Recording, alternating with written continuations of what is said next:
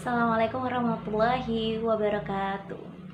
Perkenalkan, nama saya Salwa Ningrum Fadila dengan NIM 2119271. Akan menjelaskan tentang bab 2 di buku TKM, yaitu tentang pengertian, dimensi, dan peningkatan mutu.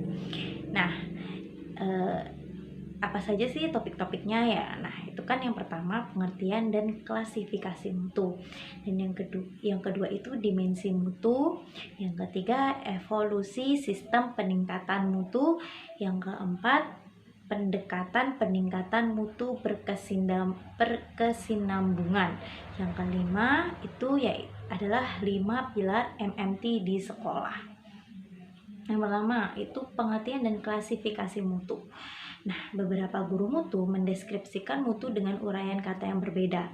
Namun, esensinya tidaklah jauh berbeda. Ini mendeskripsikan mutu adalah kesesuaian dengan kebutuhan pasar.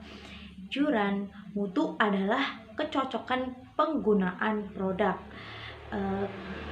Crosby mutu adalah kesesuaian dengan yang disyaratkan.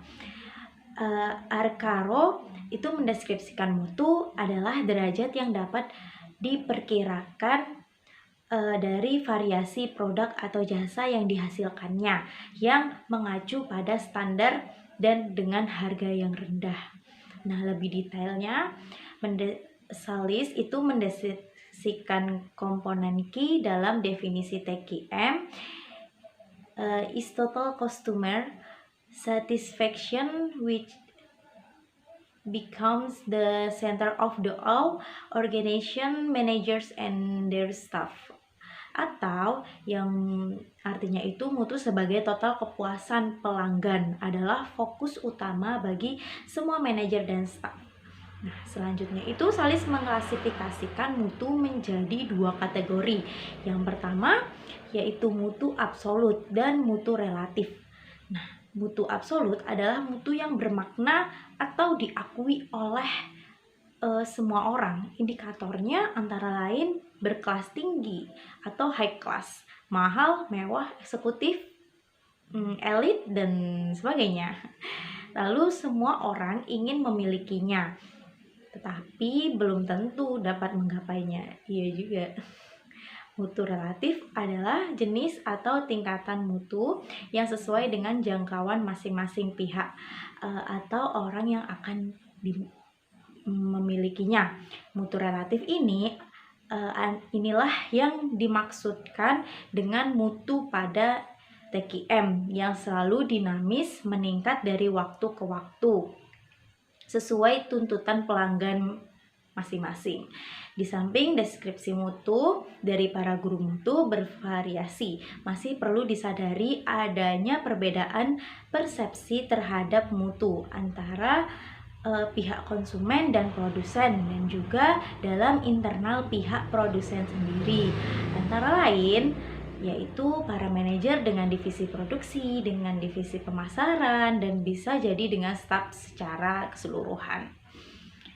Oke. Yaitu selanjutnya adalah dimensi mutu. Yang kedua itu dimensi mutu. Dalam konteks manufaktur mendeskripsikan dimensi mutu ke dalam 8 jenis dimensi. Yang pertama itu performa, yaitu dimensi mutu secara fungsi utama dari produk yang dimilikinya. Sebagai contoh nih, kan mobil gampang di starter ya, dapat jalan dengan normal dan dapat direm dengan baik. Nah, dengan kata lain, semua komponen dasar mobil berfungsi dengan baik sehingga mobil berjalan dan berhenti sesuai dengan keinginan pengemudi. Di bidang pendidikan misalnya, kelulusan bekerja di perusahaan dengan tanggung jawab dan disiplin yang tinggi, gaji yang memadai, dan kenaikan karir yang lancar. Nah, di bidang pendidikan, dimensi mutu tentunya merujuk pada output satuan pendidikan. Dalam spektrum nasional, maka dimensi pendidikan tentunya merujuk pada Undang-Undang Dasar 1945, Pasal 31 Ayat 3. Yang kedua adalah tambahan fitur.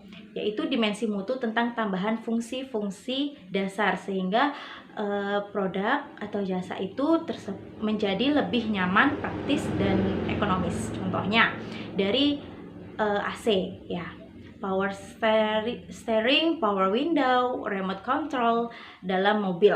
Nah, di satuan pendidikan itu contohnya itu kan tambahan fitur dapat berupa antara lain keterampilan menari, terus itu tarian daerah ya, kayak seperti tari Bali, tari Jaipong, dan sebagainya. Itu sebagai hasil dari kegiatan ekstrakurikulernya, kemampuan berbahasa Mandarin secara lisan dan tertulis dengan sertifikat dari lembaga bahasa yang terakreditasi.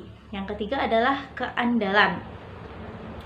Itu dimensi mutu tentang tetap berfungsinya produk atau jasa walau dalam keadaan sulit. Misalnya, mobil tetap jalan dengan baik, tidak dalam keadaan sulit. Itu mobil tetap mobil tetap jalan dengan baik, tidak mogok walau di jalan yang berliku, nanjak, berbatu-batu, dan sebagainya. Terus andal dapat juga berarti dapat dipercaya. Di satuan pendidikan itu contohnya antara lain proses belajar di sekolah, termasuk nilai ujian sekolah atau hasil evaluasi sekolah.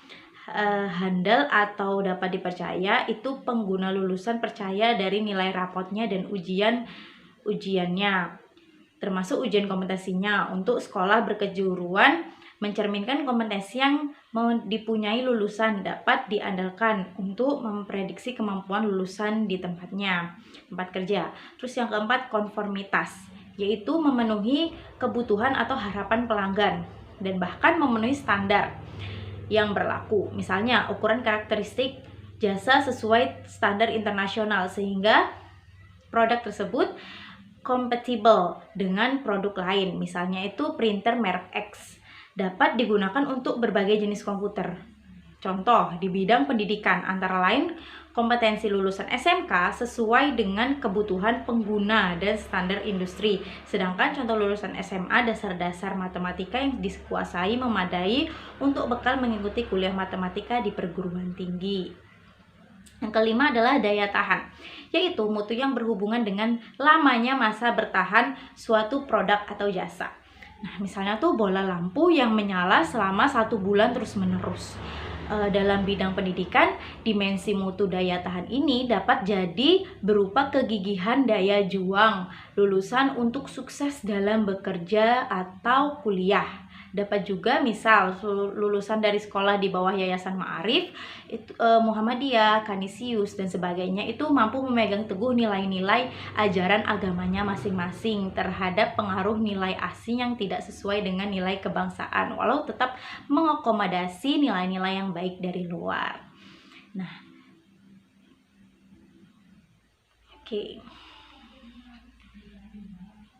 Lalu selanjutnya kemampuan pelayanan.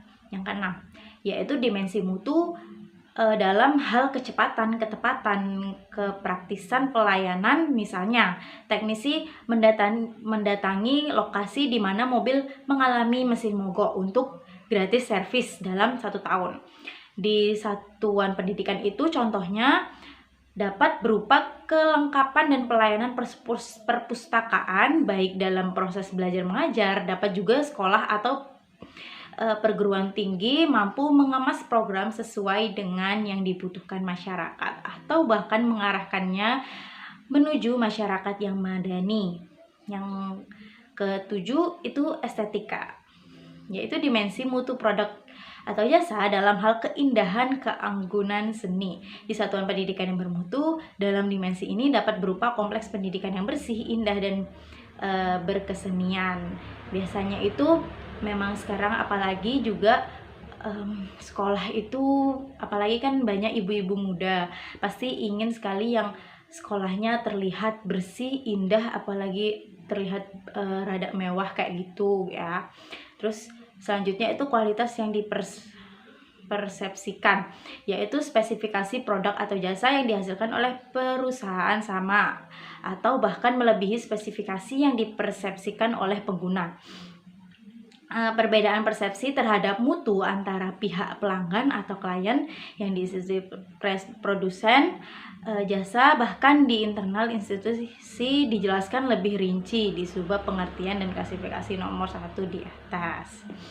Nah, sekali lagi, dimensi mutu di atas penerapannya di satuan pendidikan perlu dikemas lebih arif karena perbedaan keluaran yang dihasilkan dibandingkan dengan di manufaktur. Di manufaktur itu keluarannya berupa barang atau jasa yang mati, sedangkan di pendidikan berupa transfer pengetahuan, keterampilan, nilai-nilai, dan sikap pada diri seorang siswa yang hidup, yang punya talenta dan kemauan. Untuk itu, dimensi atau spektrum mutu di bidang pendidikan lebih difokuskan pada bagaimana satuan pendidikan memfasilitasi agar talenta siswa dan kemauannya dapat bertumbuh kembang secara maksimal sehingga mendewasakan dan memandirikan mahasiswanya. Nah, hasil pendidikan akan berguna bagi dirinya, orang lain, sesama umat. Sebenarnya selain siswa perlu menguasai kompetensi dasar untuk berkembang, mereka perlu dididik untuk mempunyai kompetensi belajar hal baru. Nah, sehingga mereka mampu menghadapi perubahan dan perkembangan masyarakat, termasuk ilmu pengetahuan dan teknologi. Nah, yang ketiga itu evolusi sistem peningkatan mutu. Kepedulian terhadap mutu baik di bidang manufaktur maupun di bidang pendidikan sudah lama dipikirkan banyak para ahli. Bounds itu mendeskripsikan 4 tahapan evolusi sistem peningkatan mutu, yaitu yang pertama era pengawasan mutu, yang kedua era kontrol mutu, yang ketiga era penjaminan mutu, yang keempat era manajemen mutu. Nah, yang kita bahas yang pertama, era inspeksi mutu. Inspeksi mutu ini merupakan konsep awal dari manajemen mutu.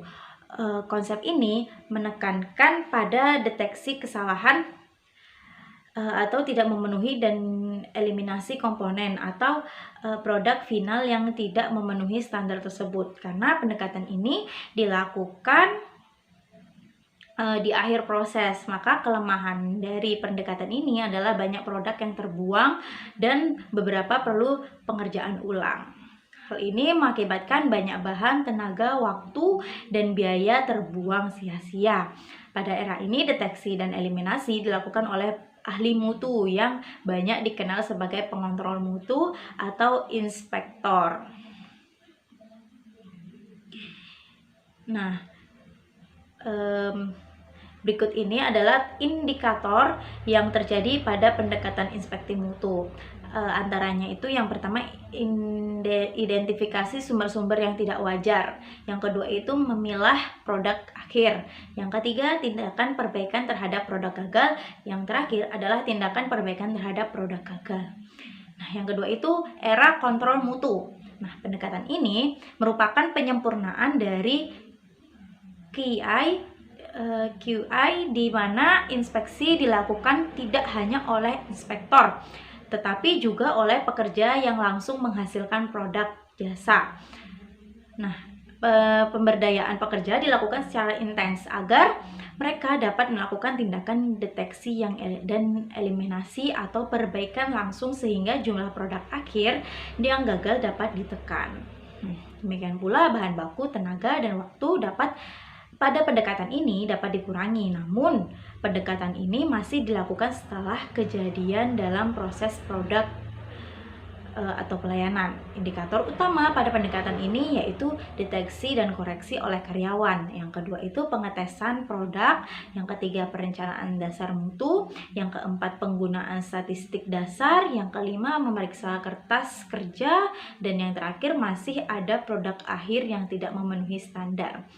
Yang ketiga itu era penjamin mutu. Nah, pendekatan ini berbeda dengan QC, yaitu menekankan pada perencanaan mutu dan mengawal proses pelaksanaan produk yang dihasilkan.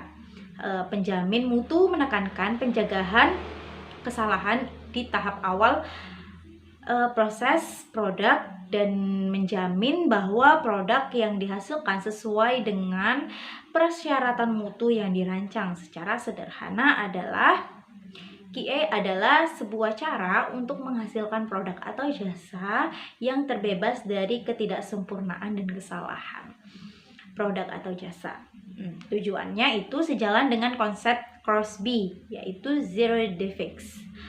QA mendeskripsikan secara konsisten untuk menghasilkan jasa sesuai persyaratan dan kata Salis.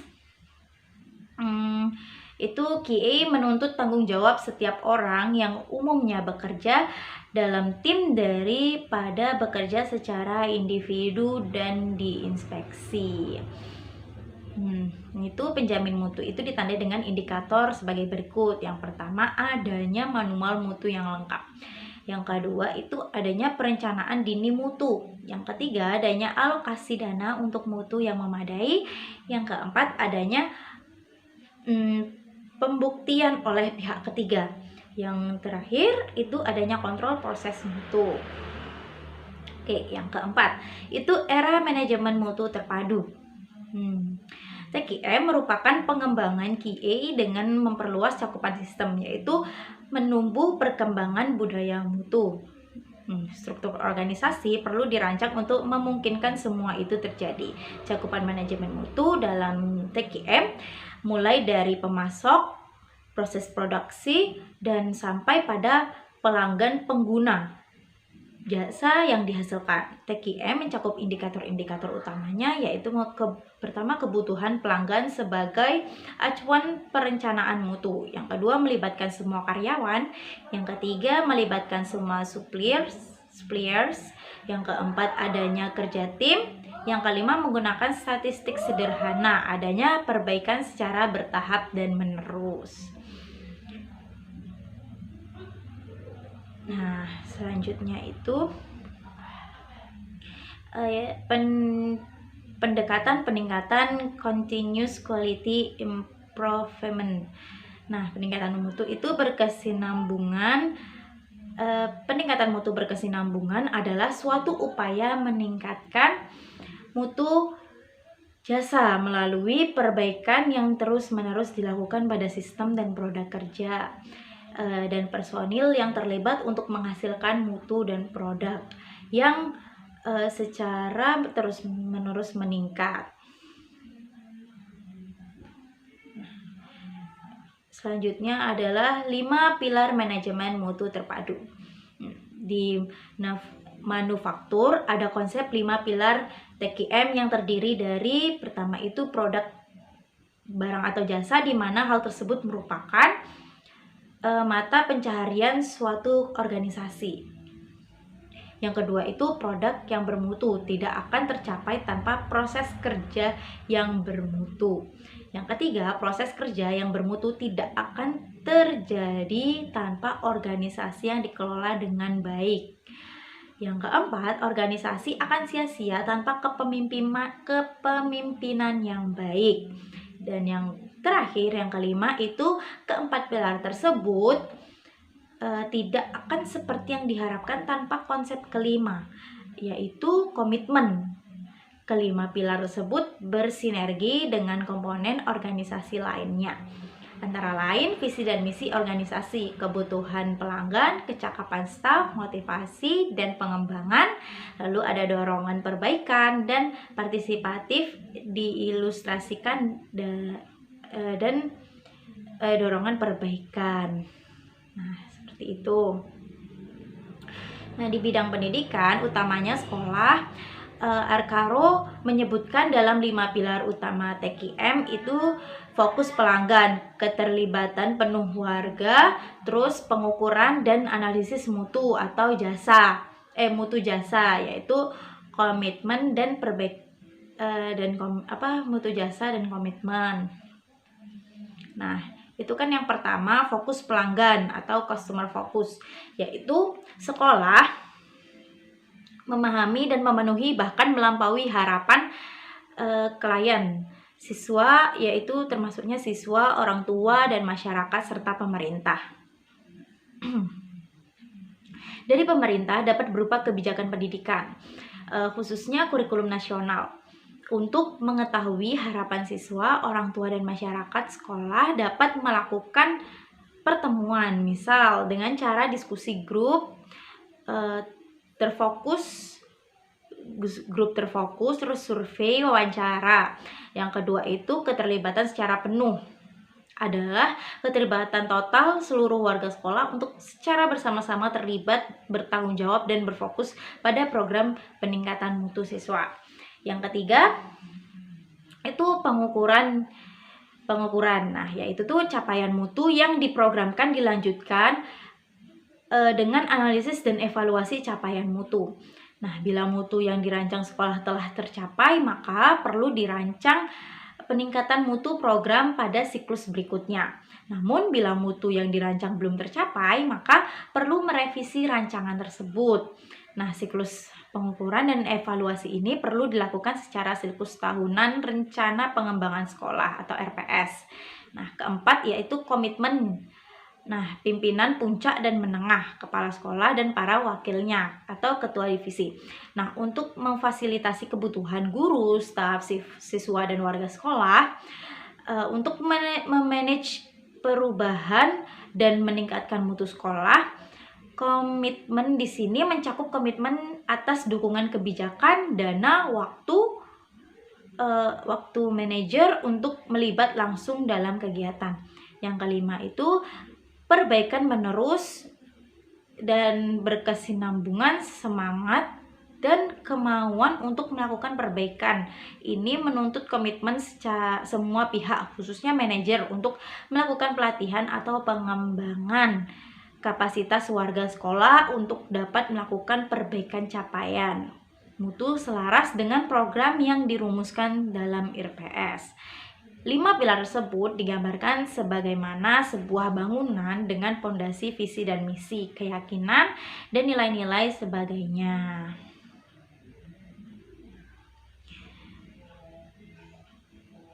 Nah, fondasi dalam bangunan TKM ini itu sangat penting karena kelima pilar dan bangunan TKM tidak dapat berdiri tegak manakala fondasinya tidak kuat.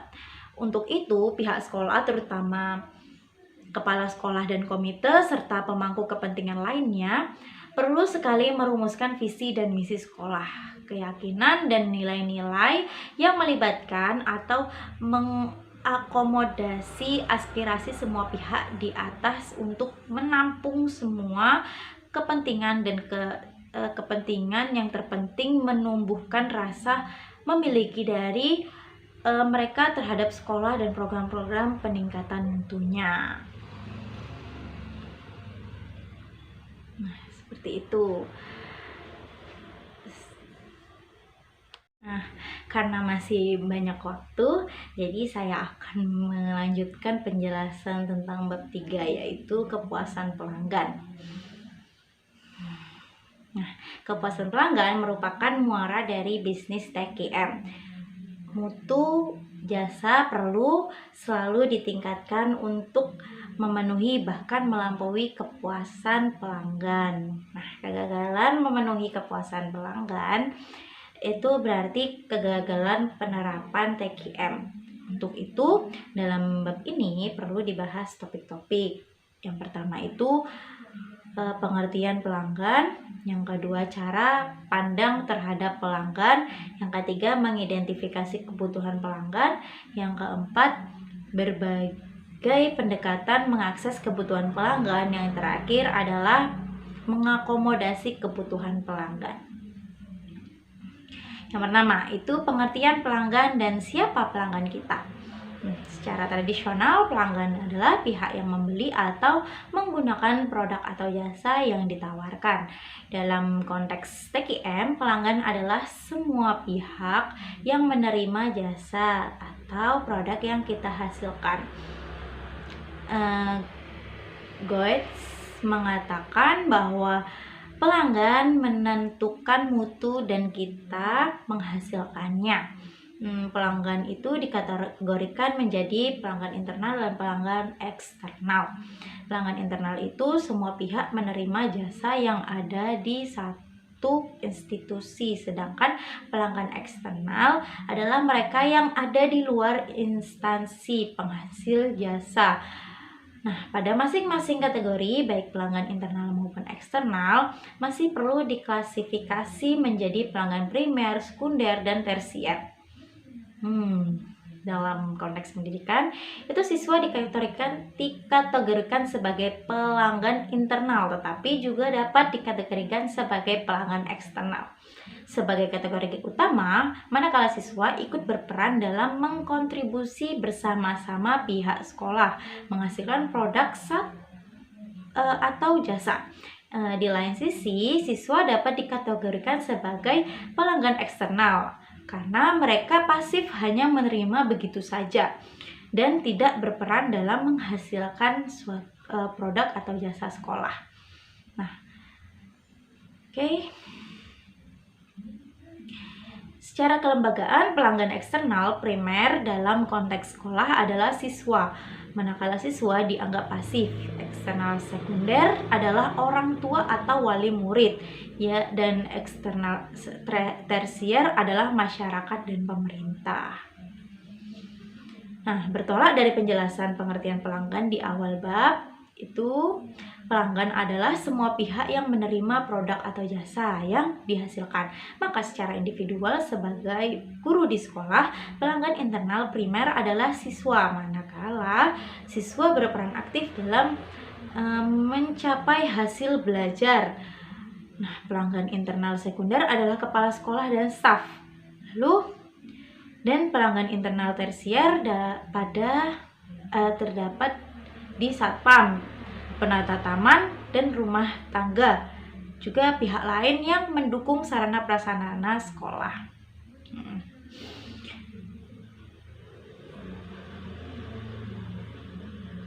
Nah, terminologi pelanggan di satuan pendidikan atau sekolah, khususnya siswa yang tidak hanya sekedar terlibat transaksi jual beli bagaimana terjadi di toko atau pasar, tetapi siswa yang disertai dengan semangat meningkatkan diri dalam ranah pengetahuan, keterampilan, dan sikap.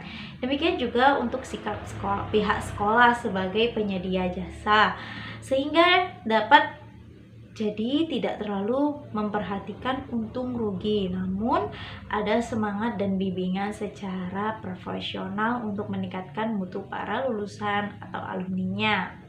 Sehingga terminologi pelanggan untuk siswa banyak pihak mengusulkan untuk diganti dengan klien. Nah, Guides menegaskan pula dalam konteks TKM, seorang manajer harus fokus pada pelanggan, baik pelanggan eksternal maupun pelanggan internal.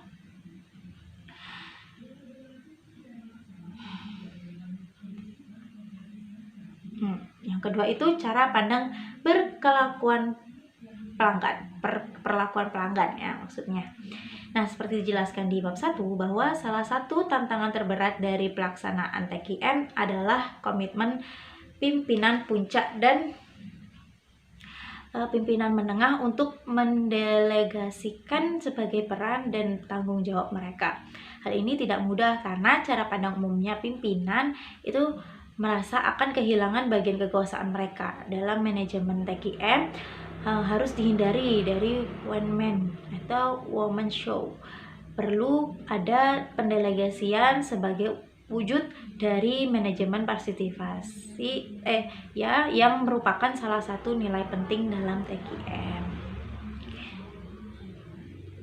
Nah, kan pimpinan itu umumnya tidak menyadari bahwa pendelegasian dengan rincian yang jelas dan fasilitasi yang memadai akan menjadi pemberdayaan bagi penerima delegasi dan keberhasilan pelaksanaan tugas. Nah, akan menumbuhkan kepuasan, kepercayaan diri, dan yang lebih esensial adalah pengakuan terhadap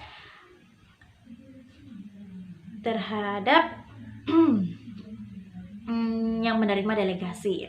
Nah, peran dan fungsi pimpinan pada cara pandang paradigma kontemporer, pimpinan itu adalah pelayan atau lebih tepatnya pemasok bagi semua warga, pihak yang menerima hasil kerja darinya. Untuk dapat melaksanakan prinsip ini, pemimpin puncak dan menengah perlu merubah paradigma struktur organisasi terbalik. Sebaliknya, sesuai pandangan kontemporer terhadap pelanggan, maka pada paradigma kontemporer, kepala sekolah adalah pemasok bagi semua pihak internal sekolah, termasuk wakasek, guru, staf, siswa, dan seterusnya yang menerima produk yang dihasilkannya. Produk yang dihasilkan kepala sekolah itu apa? Dapat berupa kebijakan, arahan, perintah, dan bahkan termasuk bentuk produk yang paling sederhana berupa draft atau konsep surat. Nah, sehingga paradigma ini posisi kepala sekolah berada pada paling bawah dengan makna ia menjadi pemasok dan juga fasilitator bagi semua warga sekolah yang tidak lain adalah pelanggan internal sekolah. Demikian juga wakasek adalah pemasok bagi kabak, guru dan staf adalah dan selanjutnya guru dan staf itu adalah pada lapis di atasnya adalah pemasok bagi pelanggan internal primer, yaitu siswa. Nah, seperti itu. Lalu yang ketiga itu mengidentifikasi kebutuhan pelanggan. Sebagaimana dijelaskan sebelumnya bahwa institusi itu mempunyai pelanggan eksternal dan pelanggan internal. Masing-masing pelanggan ini mempunyai kebutuhan yang berbeda. Berikut itu dijelaskan ya masing-masing kebutuhan pelanggan. Itu yang pertama kan mengidentifikasi kebutuhan pelanggan eksternal. Nah, ini nih di bidang pendidikan ya, khususnya satuan pendidikan itu adalah siswa, orang tua, satuan pendidikan kelanjutan yang lebih tinggi, yaitu masyarakat pengguna lulusan, dunia usaha atau industri dan lain-lain, dan pemerintah. Lalu kebutuhan siswa dan orang tua umumnya adalah bagaimana mereka setelah lulus dapat bekerja atau melanjutkan ke jenjang yang lebih tinggi. Semua kebutuhan pelanggan ini harus dibuktikan bahwa lulusan mempunyai kompetensi untuk dapat bekerja atau melanjutkan studi ke jenjang yang lebih tinggi dan baik. Yang kedua itu mengidentifikasi kebutuhan pelanggan internal. Pelanggan internal primer dalam satuan pendidikan adalah siswa, sedangkan yang sekunder adalah staf, karyawan TU, teknisi, pustakawan, dan staf lainnya. Nah, secara formal lulusan satuan pendidikan tingkat dasar tidak dibenarkan bekerja karena belum memenuhi usia minimal bekerja, karena mereka diharapkan untuk melanjutkan pendidikan ke jenjang yang lebih tinggi, yaitu kebutuhan siswa di satuan pendidikan adalah sebagai bagaimana dia bisa dengan maksimum. Utamanya guru, kepala sekolah, dan staf perlu berupaya dengan segala daya disertai dengan rasa simpati dan empati untuk mencapai efektivitas belajar. Nah, itu ruang kelas, fasilitas yang ada, dan sekolah secara keseluruhan perlu di-manage untuk mendukung proses belajar yang efektif untuk membekali siswa melanjutkan pendidikan ke jenjang yang lebih tinggi. Yang ketiga itu berbagai pendekatan mengakses kebutuhan pelanggan, yaitu informasi yang diperoleh dari pelanggan melalui kotak saran, angket, FGD, workshop, dan studi pelacakan. Perlu dikelompokkan, dianalisis, dan dikumpulkan. Prosedur ini sebaiknya dilakukan oleh suatu tim mutu sekolah dibentuk oleh sekolah dan mempunyai anggota dari unsur sekolah, komite sekolah, dan wakil masyarakat yang peduli terhadap peningkatan mutu sekolah. Nah, hasil rumusan kebutuhan pelanggan harus dirumuskan ke dalam silabus mata pelajaran yang selanjutnya dideskripsikan ke dalam kurikulum dengan rencana persiapan pembelajaran atau RPP. Nah, untuk itu, kepala sekolah dan khususnya guru harus mampu memahami silabus, kurikulum, dan RPP dari masing-masing mata pelajaran yang diampunya.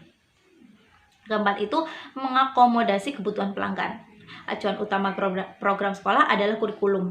Nah, secara alami sesuai tuntutan zaman, memang kurikulum secara periodik perlu dikaji ulang untuk mengakomodasi tuntutan pelanggan. Secara nasional, semua kurikulum sekolah harus merujuk pada standar isi yang dirumuskan oleh Badan Standar Nasional Pendidikan.